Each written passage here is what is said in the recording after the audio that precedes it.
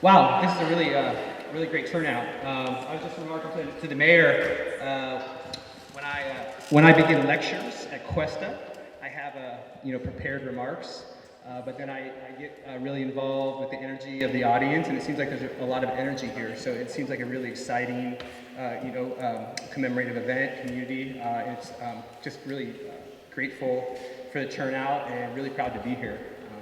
So I am inclined to keep this very, very brief and make way for the real stars, of course, our mayor and Frank Lopez here. But I wanted to, again, thank the city of Guadalupe and Mayor Julian for hosting this commemorative community event, and especially to Frank Lopez, who came all the way from Oxnard and whose service to the nation and expertise on this subject matter, an untold triumph, America's Filipino soldiers, are really the catalyst for this evening. I'd also like to thank individuals such as Joe. Where's Joe and Karen? Yeah, Joe. Yeah, Joe from the Guadalupe Educational and Cultural Center. I also want to thank Grace from Cal Poly, Grace Ye. I also want to thank John Ashbaugh for really helping drive this community event. It's poised to be a very exciting evening, I hope, with a lot of conversation, with reflection, and remembrance based on the viewing of this film. So I'm a professor of world history at Cuesta College, and I'm also a veteran of the United States Navy, enlisted, of course, yeah. And I also represent the History Center of San Luis Obispo. And that's really the context for this event. It's twofold. The first, of course, this is of monumental importance to recognize and elevate the histories of the men and women who served the United States at home and abroad during World War II. And more specifically, how their efforts in their service transformed and continue to transform the Central Coast of California. I'm also a public historian, and by that training, I understand that I'm responsible for making history useful in public in events like this. I also understand and acknowledge that even as a trained historian, I'm never the expert or authority on a particular subject. The expert and authority on this subject and the experience of World War II are the people sitting in this audience. And I also think that this type of event is really, really important because it cuts across the production and conscious act of history making. We're actually making history in the moment by remembering, commemorating, telling stories. So that's really, really important. And I also think, too, that what we're doing tonight is commemorating and collective remembering hasn't, unfortunately, been registered in the historical sensibilities or the public imagination of the Central Coast. These are sort of silenced stories, and that's a real shame. And it's particularly the silent stories of Filipino Americans, Native Americans, Japanese Americans, and African Americans that we're celebrating. So we're here to change all that. We're here to change all that, and that's why we've gathered. So I just like to sit back, ask questions, share your stories, and really enjoy yourselves. So thank you so much. Mayor?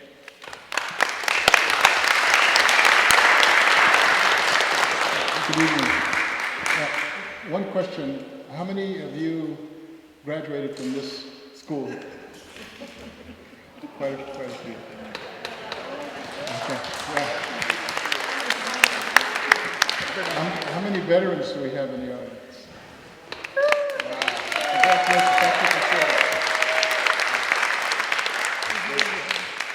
I wanted to thank, where's Gilbert at? He never wants to, Gilbert is the city councilman, City of Guadalupe. He's back there in the back.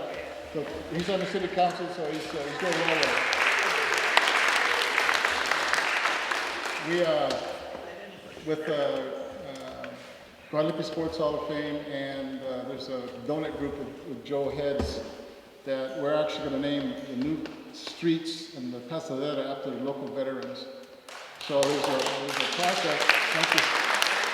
There's a process on the city website. If you know of a veteran that is worthy of a street name, it's on there. So we're in the process of doing that too. So if you know someone that's a veteran that isn't recognized now, let us know and we'll get that person on there.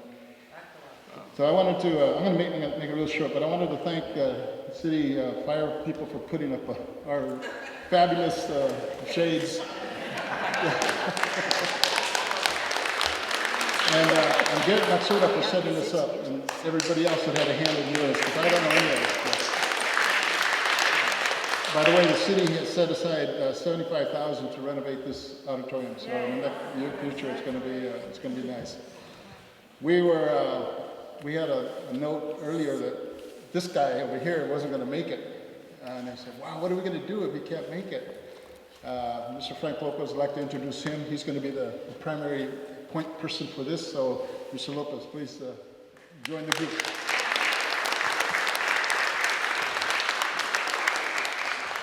Thank you, Mayor, and thank you to the organizers. I'm Frank Lopez. Joined the Navy in '86 from Subic Bay. Came over to the United States, did my tour in San Diego, then came up to Port Hueneme and stayed with the Seabees.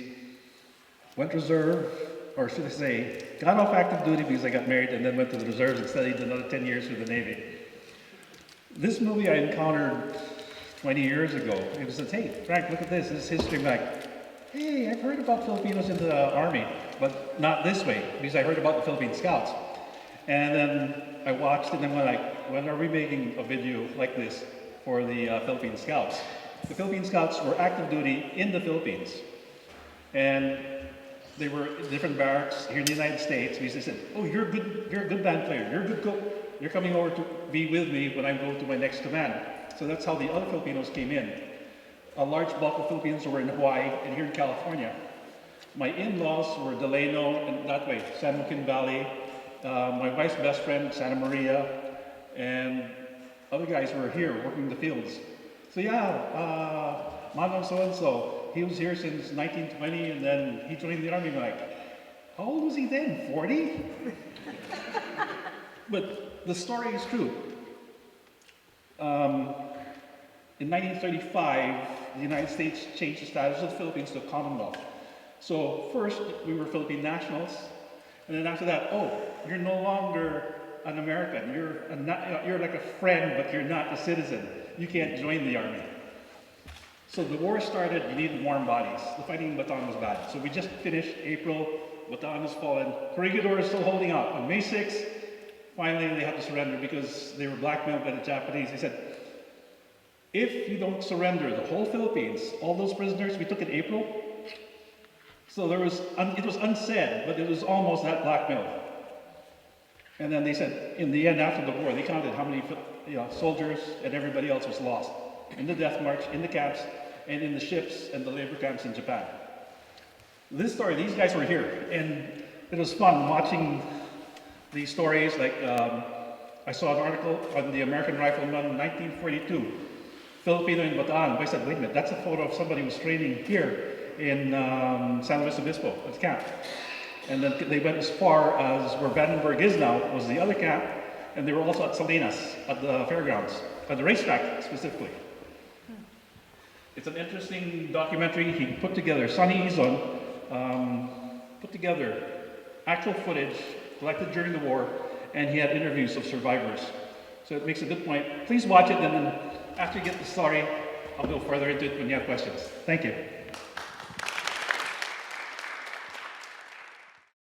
Thank you very much for coming. I hope it was clear. I looked at the catalog back over there. This thing was presented back in 2004 in the area. Can I say something? Oh. Sorry. How are you doing? It hurts, doesn't it? And my sister goes way back with my dad. But I wanted to mention a lady that we have. Is she still here? Is Jay still here? Oh, yeah. And there's quite a few folks that are connected to what we had seen here. And Opu was her husband, Al. And we thank you and him for the service that you provided to our country and to the Philippines. So, and there's a lot of others that are connected way deep. War sucks, and it's just too bad that we're seeing what's going on in Ukraine. But sorry to interrupt you, but I wanted to make sure that we recognize those folks that have some deep feelings and deep roots into what we just saw. So, thank you. Thank you.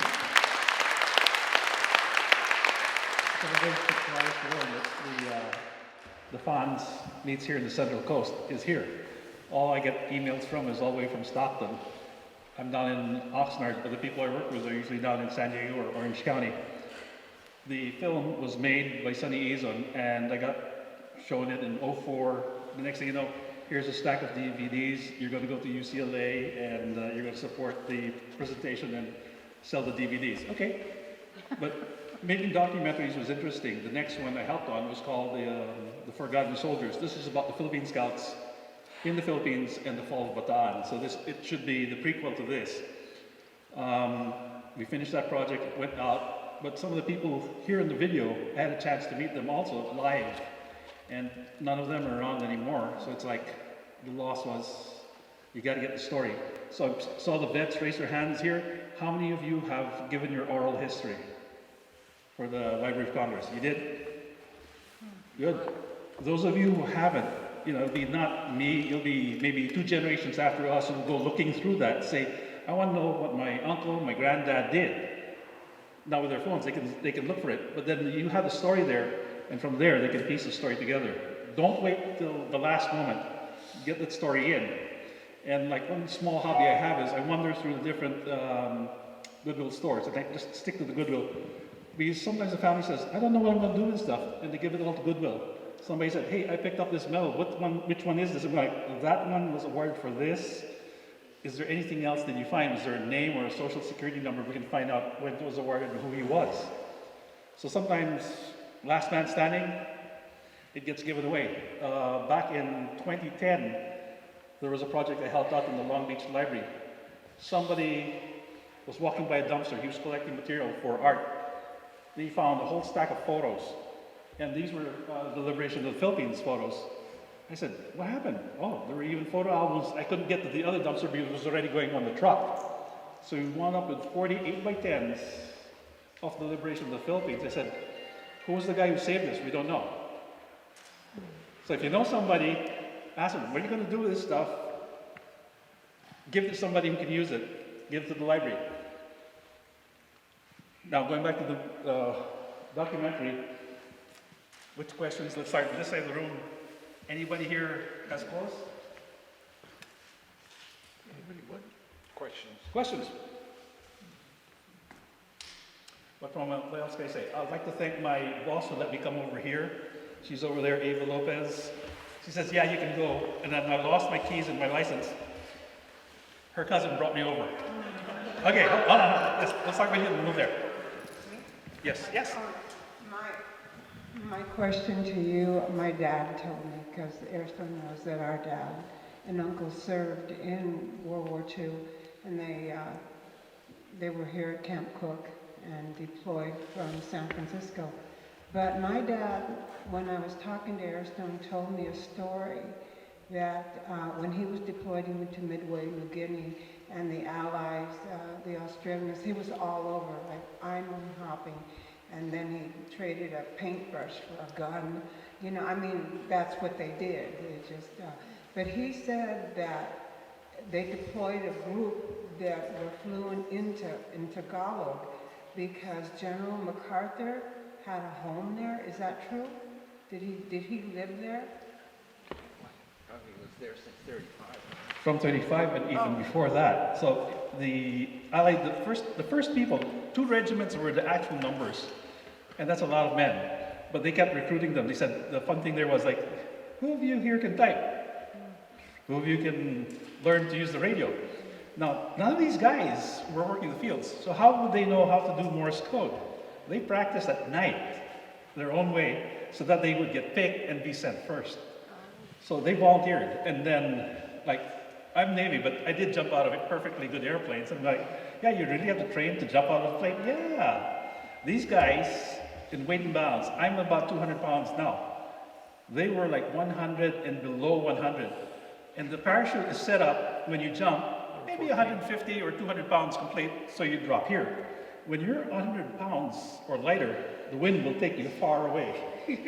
So these guys had guts to do it. So they go like, wait, we're going to stick lead weights or ammo in your pockets, so you're about 120 or 140. Otherwise, we'll find you in the next county. That's airborne. Going to your question, MacArthur had people there. So not only did you speak Tagalog, you spoke Ilocano, you spoke Visayan, and you spoke the dialects down south. They came in by submarine.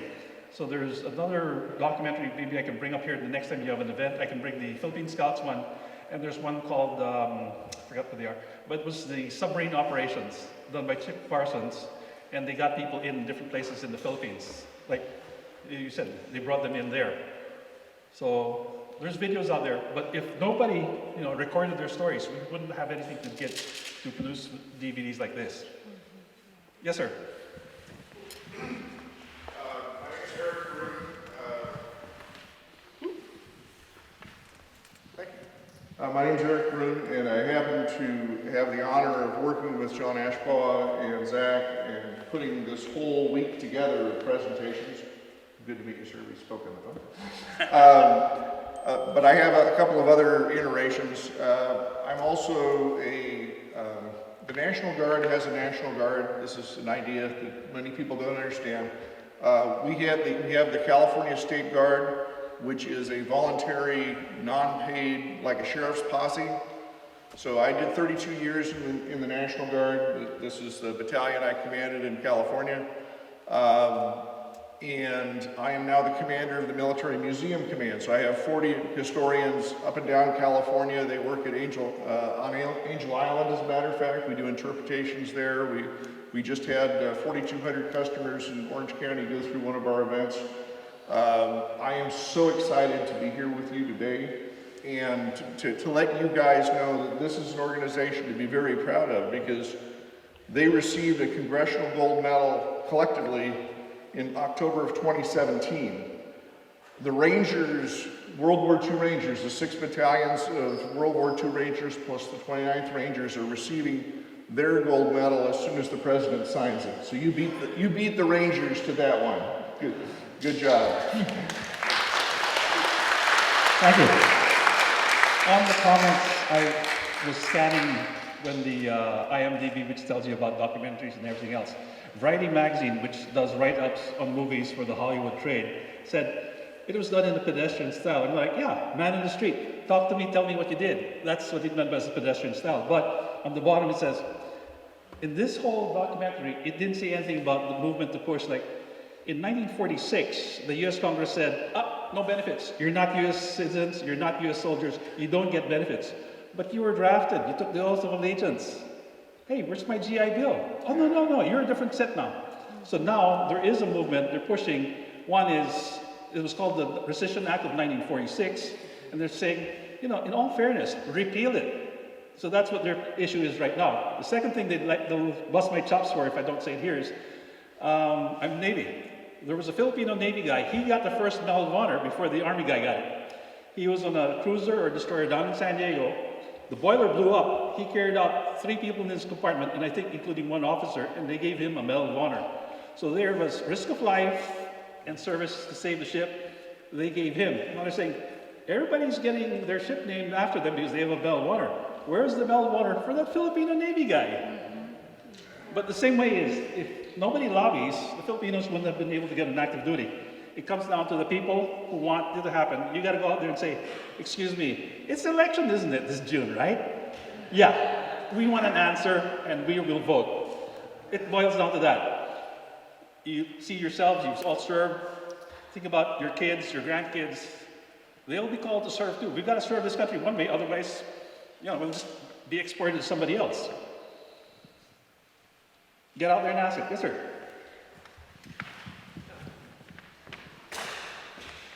Frank, thank you so much for all you've done to call that issue to our attention. I'm John Ashbaugh. I'm one of the project team here of the World War II Commemoration Week, and I want to thank all of you for attending and for paying attention to the issues before us right now, because that post-war period was so important and so much injustice was done, it seems to me, of the soldiers who indeed took the oath of allegiance, became citizens, and to learn that they never got the GI benefits that were made available to all the other people who had served, and they took so many great risks, and they had so many losses of life and limb, and their sacrifice was equal or greater than that of those guys who did get those benefits.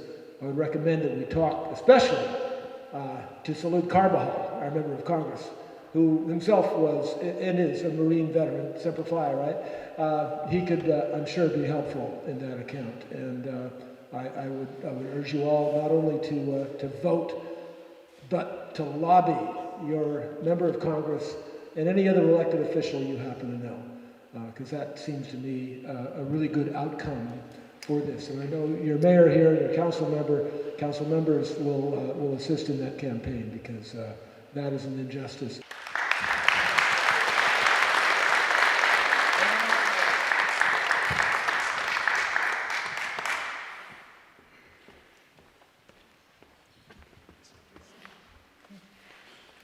Good evening. I'm Rosalie Salutin Marquez. I'm the Vice President of the Filipino American National Historical Society, the California Central Coast. And we featured this film when it first came out in July 2004. And we held it at the Guadalupe Theater. We had 480 people there. We invited all the veterans in San Luis Obispo and Santa Barbara County.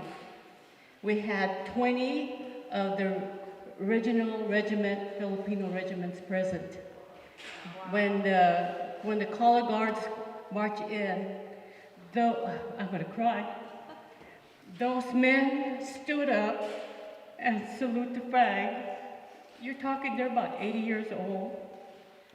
So later on, and 5 years after 2009, I think was, I try to help them get compensation. They stayed here, they fought for America. They gave up their lives, and they volunteered, not got any compensation. And we tried, our chapter tried to help them. I wrote to our congresswoman at that time, so I ended up writing to the Department of Veterans Affairs. At that time, he was the chair, he was from Hawaii, the senator there, and he responded to me that we wanted to know why these men did not get compensated. There was a bill that was signed by President Clinton that to give them compensation of $1,300 a month, but then it was reneged. And so we want to know why it was pulled.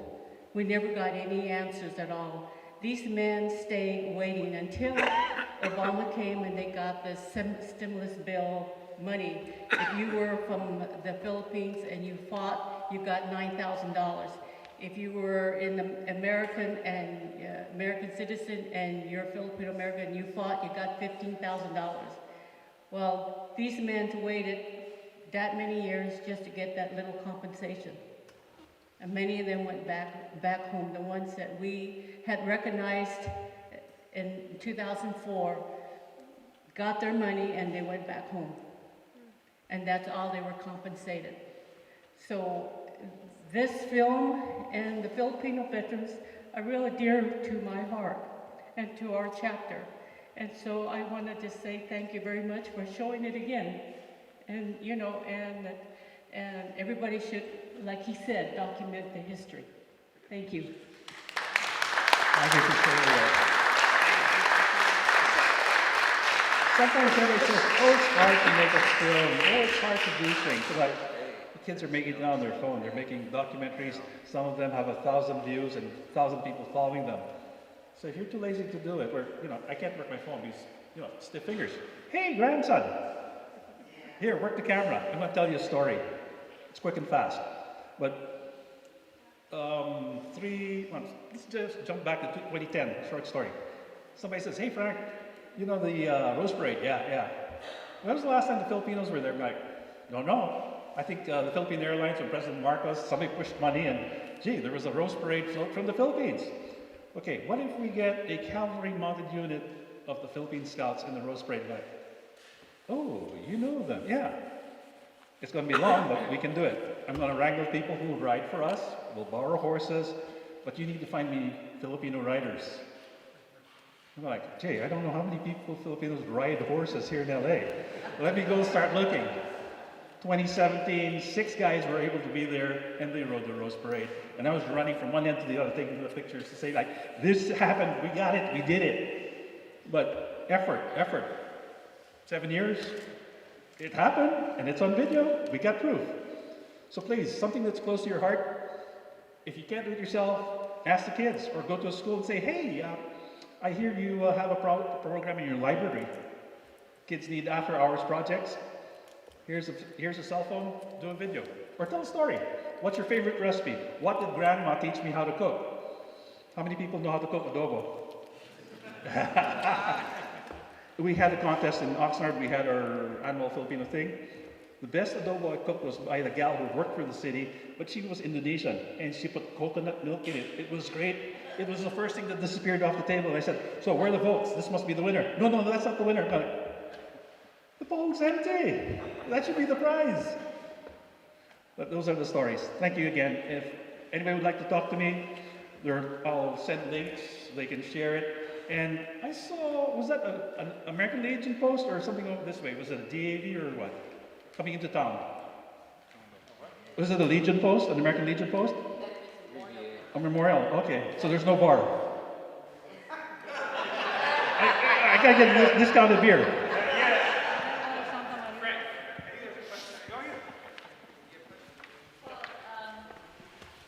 We gotta get you on camera.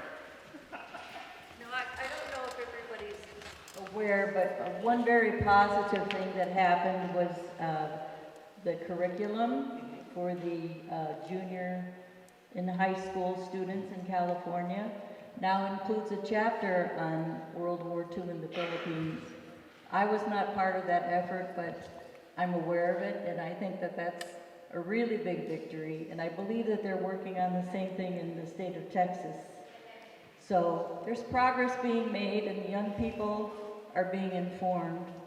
So anything that you can do for any cause, there's always going to be results. Thank you. Thank you very much. Volunteering. I volunteer for the air show. I run the Veterans Hangar, but you're also an Elks, so you should be saving some of your Elks hours for the Elks project over there. The Vietnam veterans want you. You should do a project over there. There's only so much you can do, but I try to be there. Mayor? Thank you, Frank. I just wanted to mention John provided me a list, John Ashbaugh, and I wanted to recognize some of the folks that are here. They're recognized briefly in name. John Ashbaugh was Educational Outreach, where are you, John? Okay, the chairman. And the Slow History Center, Hancock College. There's Grace Yee. Is she still here? Grace, there she is back there with Cal Poly Ethnic Studies. She's been here several times in Guadalupe to talk about the culture. It's great that you are back here again. There's Zach, who you've seen and heard. There's Eric Brum, Lieutenant Colonel, who just was here. Military history historian. And Amy Hart, the State Park historian. Is Amy still here? Please stand up so they can see you. Okay. Thank you, and thank you all for being here tonight. It's very special. It's very emotional. Joe, thank you for bringing the displays, and Karen. That's the history of Guadalupe in this area. So, without any other delays, good to close up? Again, Garrett, thank you for setting up, and the fire guys. There's police chief way in the back keeping an eye on us. So, that's Chief Cash. So, thank you. Yeah. Thank you.